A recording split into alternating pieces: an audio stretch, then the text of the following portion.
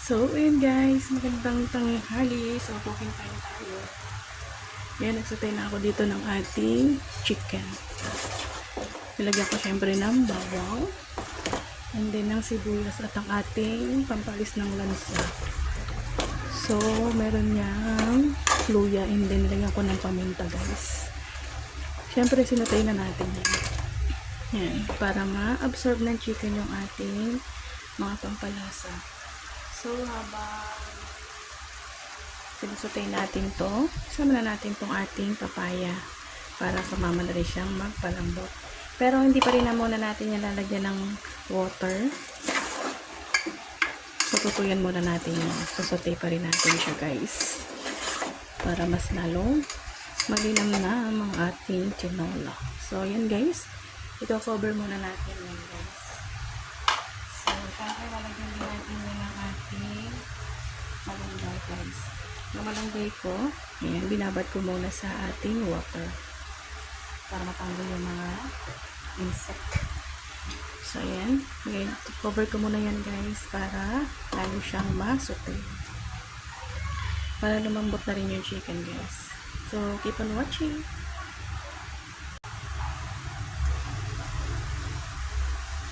So, yun guys, kumukulo na yung ating sinangkot siya.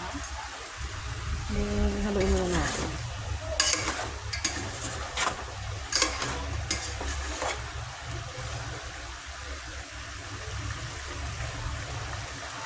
So, pagin na siya guys. Masangkot na siya malaki. So, wala na rin siyang water.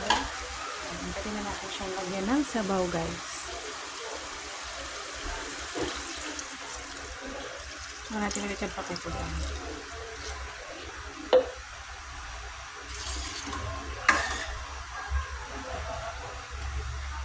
So, kulo-kulo ko ba? Hanggang ito muna guys.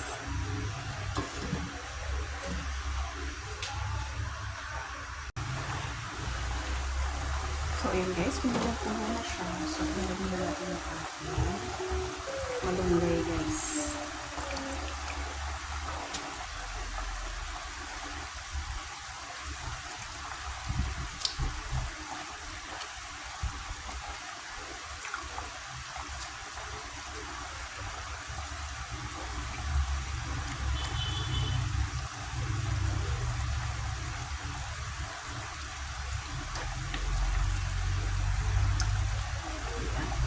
So, yeah. It's so very healthy ang ating tinola.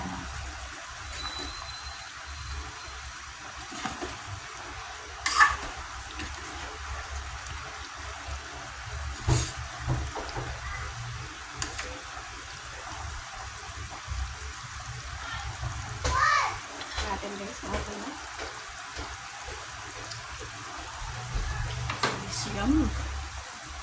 Yummy guys. So, yan ang ating ulam for today's lunch. Ang ating chicken tinola.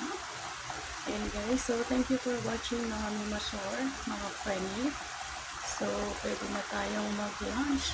So, kain na tayo guys. Thank you for watching. Bye!